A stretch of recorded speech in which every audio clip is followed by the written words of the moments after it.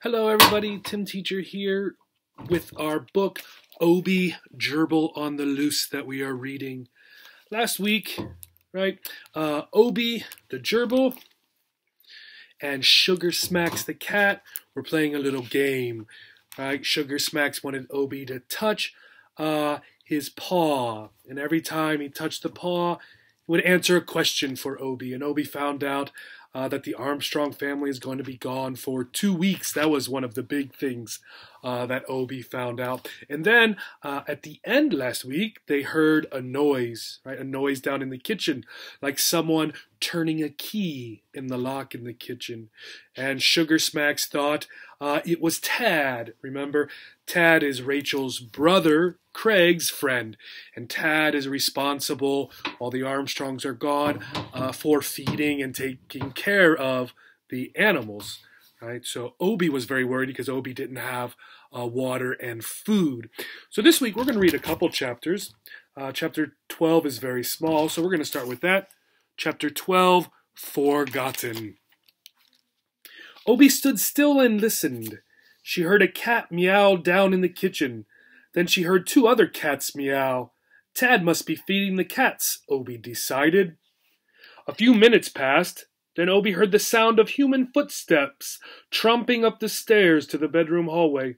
Here comes Tad, thought Obi. Obi sat up on her hind legs to greet Tad.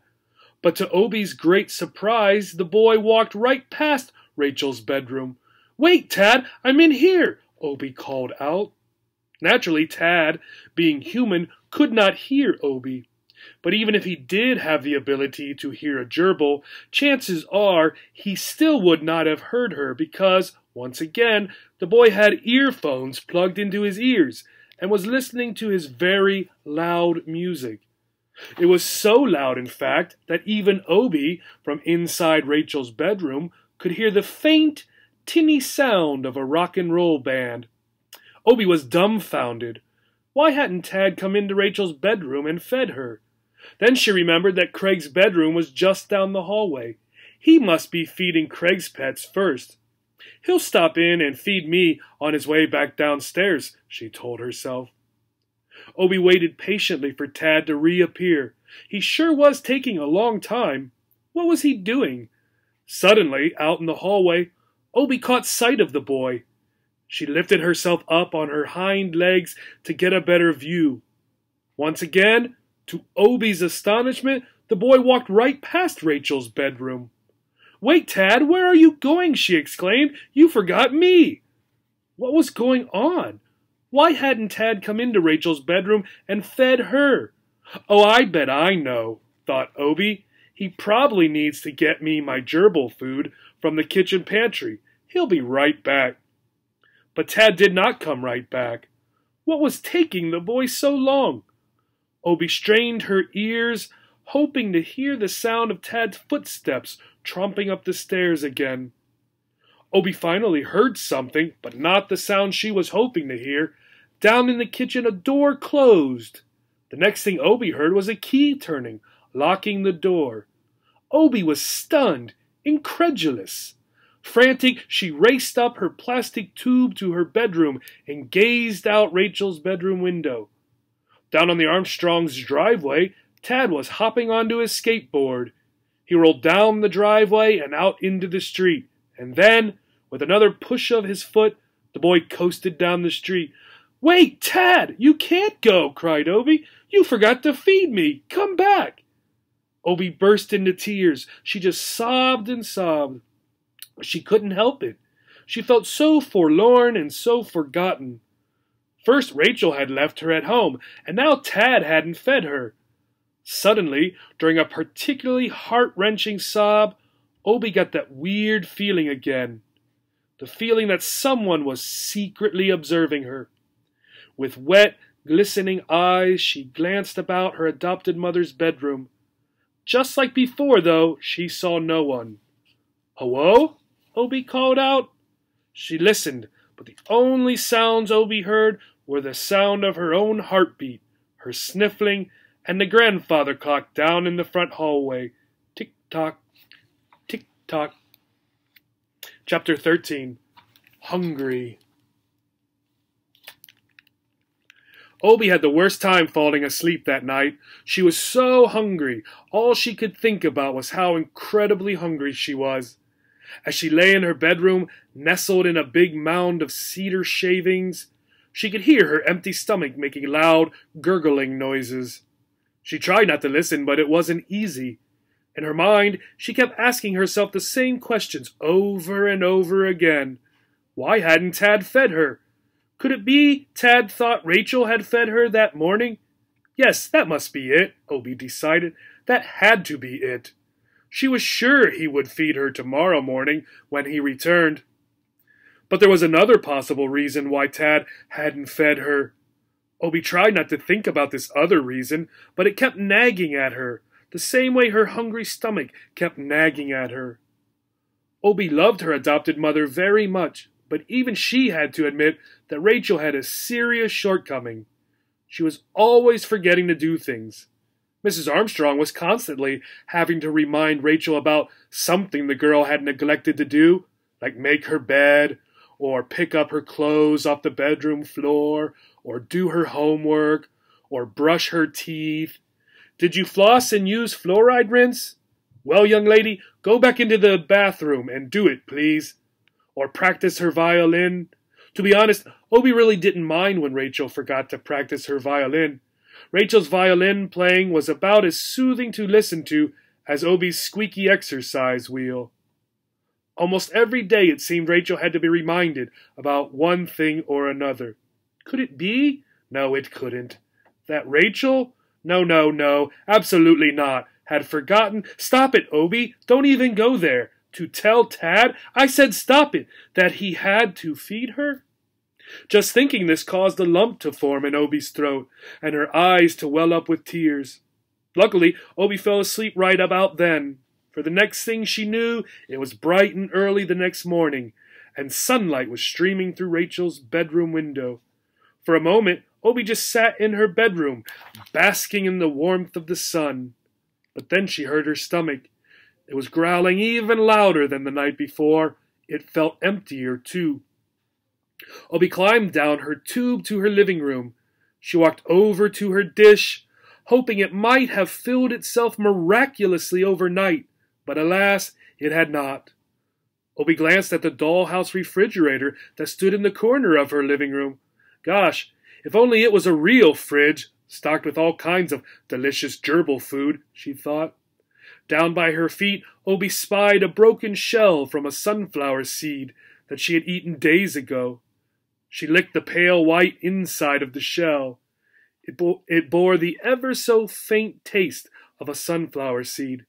It wasn't much of a taste, but at least it was something. Had it been an ordinary day, Obie would have hopped onto her exercise wheel and gone for a run. Today, though, Obie did not dare go for a run. She was worried exercise would make her hungrier. Obie sighed and plopped down in her living room. She sat facing Rachel's bedroom doorway. There was nothing else she could think of to do but to wait for Tad. Sometime in the middle of the morning, Mac began to bark. Downstairs, Obie heard a key turn in the lock. Then came the sound of the door being pushed open. Obie, excited, leaped to her feet. Tad was back! Just like the day before, Obie heard the cat's meow down in the kitchen. A few minutes later, she heard Tad's footsteps clumping up the stairs. Obie eagerly sat up on her hind legs. Obie caught sight of Tad out in the bedroom hallway. He was wearing the same clothes he had on the day before, and just like yesterday, he was wearing a red bandana on his frizzy-haired head, and had earphones plugged into his ears. And just like the day before, he was walking right past Rachel's bedroom doorway. Obie quickly tried to catch the boy's attention. "Hello, Tad! In here!" Tad was munching on something.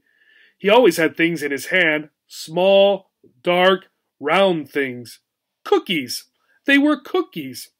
While the Armstrongs were away, Tad was eating their cookies. Tad was about to vanish from Obie's view when he suddenly stopped short. "Whoa!" he blurted out.